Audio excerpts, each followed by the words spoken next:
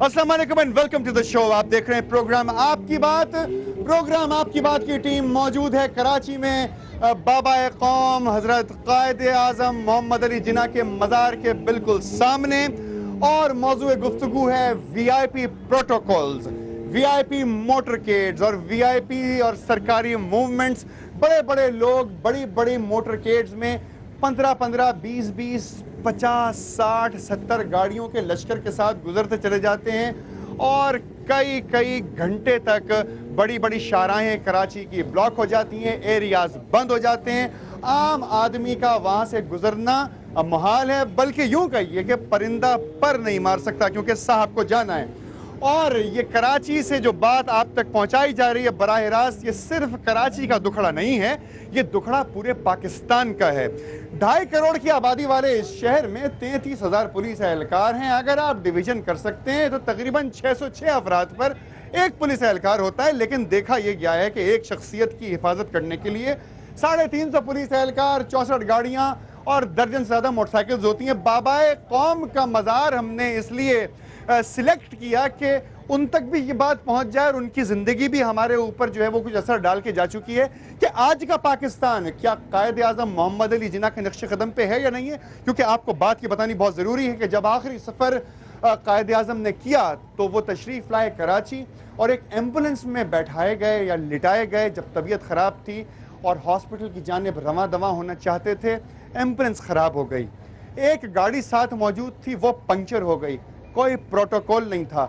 ये वो शख्सियत थी कि जिसने बताया कि हम सब पाकिस्तानी हैं, हम पाकिस्तान की हुकूमत से अपने पर्सनल मफादात में कुछ नहीं लेंगे। लेकिन आज का पाकिस्तान 2011 में ये कहता है कि मुझे 64 गाड़ियां चाहिए अपने घर से या अपने महल से या अपनी कॉन्स्टिट्यूएंसी से निकलने के लिए। लोग यहाँ पर मौजूद हैं, बहुत सारे सवालात हैं। खालिद बिन विलायत साहब हमारे साथ मौजूद हैं, मिनिस्टर हैं मुत्तहिदा कौमी मूवमेंट की जानिब से। हाजी मुजफ्फर अली शिजरा साहब से हमने रिक्वेस्ट की थी, रिहेबिलिटेशन या आबादकारी के मिनिस्टर हैं पाकिस्तान पीपल्स पार्टी की जानिब से, अभी तक प्रोग्राम में नहीं पहुंच सके। हो सकता है वो शायद किसी वीआईपी प्रोटोकॉल में फंस गए हों और या फिर जवाबात के बड़ा मसाइल होते हैं, आप समझ सकते हैं। हमारे साथ मौजूद हैं असलम बाबा साहब, ईदी वेलफेयर के नुमाइंदे हैं, सुबह से लेकर शाम तक एम्बुलेंस सर्विसेज पे काम करते हैं। ट्रैफिक जाम जिनको भी देखने पड़ते हैं, वीआईपी मूवमेंट्स जिनको भी देखनी पड़ती हैं। गुफ्तगू का आगाज करेंगे उन तमाम लोगों से जो कराची में रहने वाले हैं, सवालात किस तरीके से करना चाहते हैं। खालिद बिन विलायत साहब मौजूद हैं, हम भी सवालात करेंगे, जवाबात इंशाल्लाह आएंगे और कोई ना कोई नतीजा निकलेगा। जनाब, कैसे बात शुरू करेंगे कि वीआईपी प्रोटोकॉल्स होने चाहिए? बिल्कुल होने चाहिए। हम उसकी वजह यह है कि हम एक तो अपनी ड्यूटी पे सही टाइम पे नहीं पहुंच सकते। वीआईपी प्रोटोकॉल होना चाहिए, वीआईपी मूवमेंट होनी चाहिए, सड़कें जैम कर देनी चाहिए। नहीं, ऐसा नहीं होना चाहिए। यानी ऐसा नहीं होना चाहिए। पब्लिक को अपना आगे रास्ते, अच्छा, पब्लिक को रास्ता देना चाहिए। अच्छा, आप मुझे बताएं जनाब, ये कि वीआईपी प्रोटोकॉल होना चाहिए, वीआईपी मूवमेंट्स होनी चाहिए जब दफ्तरी औकात हो, जब शहर खचाखच गाड़ियों से भरा हुआ हो? उस वक्त नहीं होनी चाहिए। क्यों? क्योंकि पब्लिक का भी हक है। नुकसान क्या है इसके? नुकसान बहुत सारे हैं पब्लिक का, क्योंकि आने जाने वाले, कोई मरीज हो, कोई आने जाने वाला परेशान हो, किसी तरीके से भी कोई गुजर नहीं सकता। आपके साथ कभी कोई वाकया हुआ ऐसा? नहीं हुआ है बहुत दफे। क्या हुआ? ट्रैफिक जाम रहती है, हमारी सीएनजी ज्यादा जलती है, पेट्रोल जलता है गाड़ियों का। कितनी देर तक जैम में फंसे रहे आप? मैं तकरीबन आधे से पौने घंटे। आधे से पौने घंटे। आप लोगों से मैं पूछना चाहता हूँ कि वीआईपी प्रोटोकॉल, वीआईपी मूवमेंट्स होनी चाहिए? जवाब नहीं है आपके पास। बहुत सारे लोग ऐसे भी होते हैं कि जवाब नहीं होता, देख रहे होते हैं सब कुछ। यकीन कीजिए कि तमाम बातें देख रहे होते हैं लेकिन सवाल नहीं कर पाते। वीआईपी मूवमेंट, वीआईपी प्रोटोकॉल, आधे पौन घंटे, 2 घंटे तक रोड्स बंद हो जानी चाहिए? नहीं होनी चाहिए। नुकसान क्या है? नुकसान ये कि परसों मैं टैक्सी चलाता हूँ, एक बंदा एक्सीडेंट होगा, उसको लेके जा रहा है जना अस्पताल में। अच्छा। तो पूरा पौना घंटा रास्ता बंद है, वो बेचारा तड़प तड़प, पूरी गाड़ी मेरे खून से भर गई। कोई यानी कि कोई किसी का, कोई हमारा गरीब हुआ, कोई यानी कि वो नहीं है। प्रोटोकॉल नहीं होना चाहिए, नहीं होना चाहिए। अच्छा, अगर प्रोटोकॉल नहीं होगा तो उसका नुकसान क्या होगा? नुकसान बहुत सारे होते हैं, हमारे पौने घंटे तक जो है ना रोड ब्लॉक होते हैं। प्रोटोकॉल अगर नहीं होगा तो जो प्रोटोकॉल वाला आदमी है, जो बड़ा आदमी है, जो गाड़ी के अंदर बैठा है काले शीशों के पीछे, उसको कोई नुकसान है?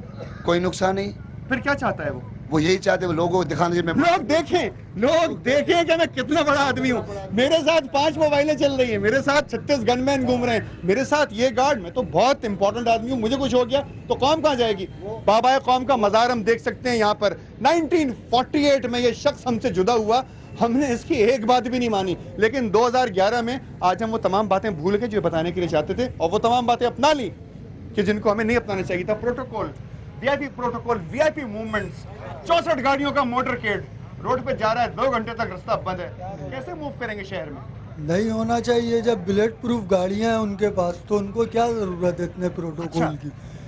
उनके चक्कर में बेरोजगार लोग घूम रहे हैं, वो मर जाते हैं। किसी को कहीं जाना है काम पे, नौकरी के लिए, इंटरव्यू के लिए जाना है, उसकी नौकरी चली जाती है, किसी और की लग जाती है। बहुत नुकसान है आवाम का। किसी को अस्पताल जाना है, किसी को यूनिवर्सिटी जाना है, किसी को अपनी मुलाजमत पे जाना है, वोट लेने आते हैं तो किस किस्म की प्रोटोकॉल उनके पास होती है? वो तो घर घर जाते हैं, जुलूस करते हैं। किस किस्म की प्रोटोकॉल होती है बता सकते हैं? प्रोटोकॉल क्या? प्रोटोकॉल आप ये देखें 10-10, 20-20 गाड़ियां होती हैं। अंदरून सिंध वोट मांगने वाला आदमी, अंदरून सिंध वोट मांगने वाला आदमी पैदल चल के आता है पानी के अंदर से। हाँ, जब प्रोटोकॉल नहीं होता, जब इतनी पब्लिक होती है, जब कोई प्रोटोकॉल नहीं होता, जब वो शहरों में आते हैं जहाँ पर उनको अपना दिखावा करना होता है, अपनी बड़ाई दिखानी होती है, जब प्रोटोकॉल होता है। मुझे एक बात बताते हैं, जब वो सीट पर आ जाते हैं तो उनको नुकसानात होने शुरू हो जाते हैं, खौफजदा हो जाते हैं किसी से? वो पता नहीं, मुझे तो नहीं समझ में आ रहा किस किस्म का खौफजदा है। इतने क्लाशन खौफ उनके साथ होती, खौफजदा की बात ही नहीं है। हाँ। किस किस्म की खौफजदा हो जाते हैं? हाँ जी। क्या खौफ होता है? कि हमें कोई मार ना दे। क्यों खौफ होता है कि हमें को, मुझे और आपको खौफ क्यों नहीं कि हमें कोई मार ना दे? कि मैं माल जो खा रहा हूँ तो मुझे तो डर लगेगा ना। अच्छा, खौफ होता है? ये खौफ होता है किसी को? मैं कुछ नहीं है, मैं कुछ नहीं कह सकता। कुछ नहीं कह सकते। क्या एज है आपकी? 20। 40 साल के जब हो जाओगे तो सब पता चल जाएगा, क्योंकि वो एज होती है जिस वक्त इंसान काम करना शुरू करता है। खालिद बिन विलायत साहब, इन तमाम लोगों की आपने, अभी बहुत सारे लोग हैं जो कहना चाहते हैं क्या खौफ होता है आखिर वीआईपी प्रोटोकॉल से? क्या ये नशा है कोई लोगों के लिए?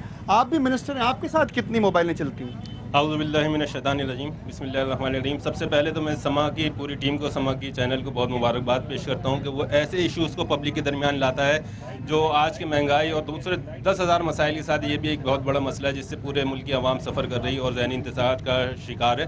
तो वीआईपी प्रोटोकॉल बिल्कुल नहीं होना चाहिए और वीआईपी प्रोटोकॉल हमारे वीआईपी कल्चर का एक हिस्सा है। जब मेंटलिटी चेंज होगी, जब आप अपना कोई स्टेटस बरकरार रखना चाहेंगे, अपने दबदबा रोब बरकरार रखना चाहेंगे तो वीआईपी प्रोटोकॉल रखेंगे। आपने रोब और दबदबे की बात की, दबदबे की बात की और स्टेटस की बात की।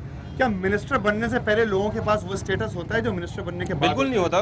मिनिस्टर बनने से पहले वो एक स्टेटस बदल जाता है। बदल जाता है। उसकी वजह मैं बताऊं कि जैसे एक मिसाल दूं, मैं मिनिस्टर हूं और अगर मैं कोई टेढ़ा काम लेकर किसी सरकारी दयानतदार सरकारी अफसर के पास जाना चाहता हूं जो मुझे पता है कि वो काम नहीं करेगा, अगर मैं 150 पुलिस का काफिला लेकर उसके दफ्तर में दाखिल होऊंगा तो वो आधा तो मुंह हो जाएगा।